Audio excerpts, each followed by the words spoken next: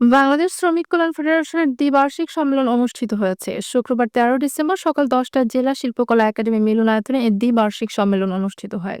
সম্মেলনে বাংলাদেশ শ্রমিক কল্যাণ ফেডারেশনের কিশোরগঞ্জ জেলা শাখার সভাপতি খালেদ হাসান জুম্মনের সভাপতিত্বে প্রধান অতিথি হিসেবে উপস্থিত ছিলেন শ্রমিক কল্যাণ ফেডারেশনের কিশোরগঞ্জ জেলা শাখার প্রধান উপদেষ্টা অধ্যাপক মোহাম্মদ রমজান আলী।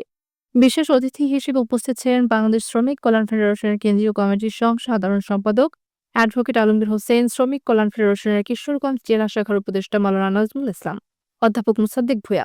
জেলার 13টি উপজেলার নেতাকর্মী ও সমর্থকেরা এই দ্বিবার্ষিক সম্মেলনে অংশগ্রহণ করেন। এই শ্রমিকদেরকে ব্যবহার করে রাজনৈতিক দলগুলি তারা ক্ষমতায় যাওয়া সিঁড়ি হিসাবে তারা ব্যবহার করেছে এবং শ্রমিকদেরকে কাজে লাগে তারা বিভিন্ন দাবি আদায় করে নিজেদের উদর পূর্তি করেছে, কিন্তু শ্রমজীবী মানুষের অভাব অনটনের দিকে তারা তাকায়নি, শ্রমজীবী মানুষের স্বাস্থ্যের দিকে তাকায়নি, শ্রমজীবী মানুষের ছেলে মেয়ের লেখাপড়ার কোনো ব্যবস্থা তারা করেনি।